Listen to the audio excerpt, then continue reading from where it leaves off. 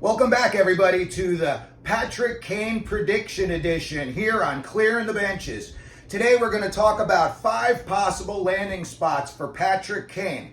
Now, first of all, I am going to premise this with my own opinion that I personally do not think Kane's even going to make a decision before January 1st. I personally think Valentine's Day, February 14th, is going to be the time he picks the team he loves. Now, I don't think he's looking to go to a team and plant his flag there forever. I think he's looking to go somewhere just to win a cup. So 90% of the teams in the league, as we already know, are out of the running. So let me give you 5 teams that I think could be in the running. And again, I don't think that Kane's going to make his decision before February 14th. Last year when he went to the Rangers, the month or 6 weeks that they had before the playoffs proved not to be enough for him to get gelled in with the rest of the team. So I'm saying February 14th gives him a little bit more time.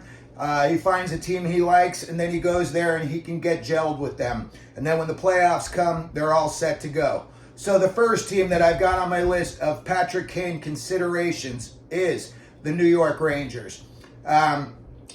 Kane's an egotistical guy, and I don't think he wants to be thought of as a failure in New York City. So, they've got a lot of firepower there, and he might want to go back and, in his mind, finish business. Lots and lots of finishers on that team. Panarin, Zibanejad, Kreider.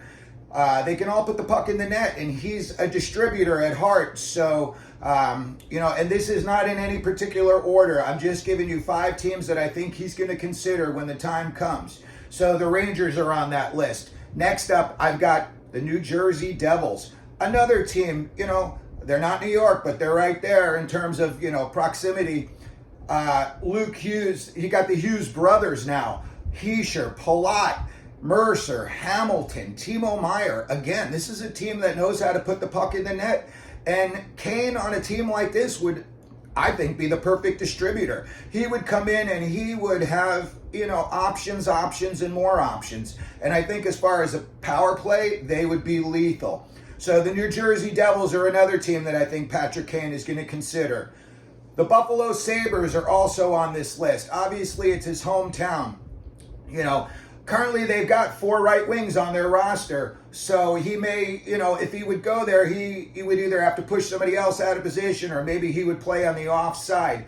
Again, it's another team with a lot of firepower. This is a team that knows how to put the puck in the net. I know they're off to a little bit of a slower start this year, but you got TNT, Cousins, Skinner, Tuck.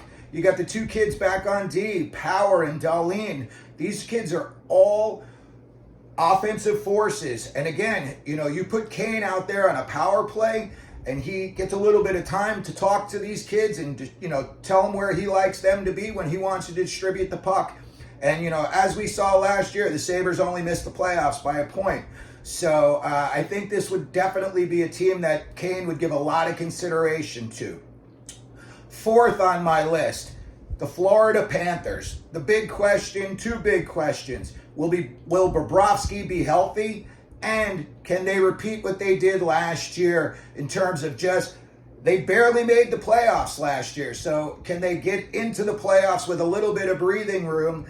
And again, I don't think that Kane's going to pick a team, February 14th that's either 2 points in or 2 points out of a playoff spot. I think he's going to want to go to a team that he knows is definitely cemented in the playoffs. And he's going to be getting, his chance to get his name back up on another cup.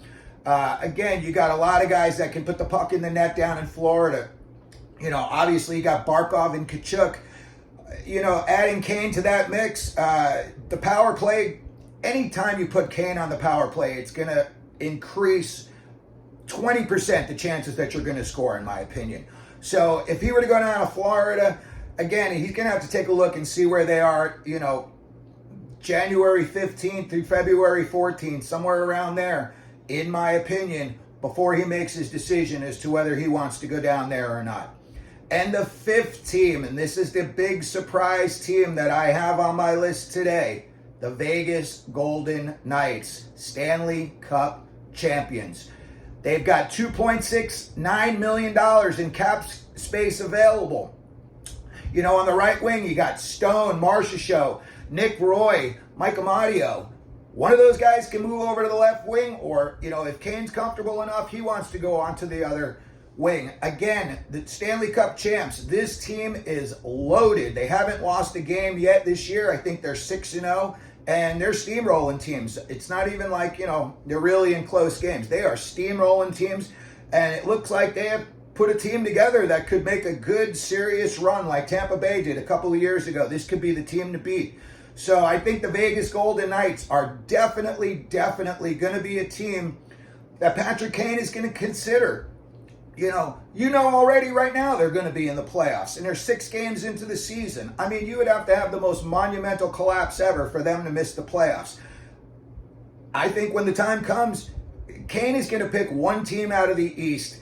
Whoever to me is in the best chance. Listen, it could be the Toronto Maple Leafs. Maybe now that they've turned it around a little bit, and they got to get Matthews going. He got the 6 goals in the first 2 games and nothing since. But that's another team that, depending on where they are and depending, in my opinion, their goaltending situation, Kane could consider Tampa Bay. But honestly, I think the 5 teams that I have on this list, he's going to pick one of these teams. And right now, 6 games into the season, I would have to say that Vegas would be the front runners on this list, probably followed up by the Devils, the Rangers, Florida, and then finally Buffalo. Buffalo's going to have to get it together, and they're going to have to, show Kane that they could make a serious run in the playoffs, and they're not just going to be one and done. Because after last year, I don't think Kane wants another one and done on his resume. So anyway, that's my Patrick Kane prediction edition. And if you like what you saw today, please hit the like button. Don't forget to subscribe. And as always, here at Clearing the Benches, let them know you're out there.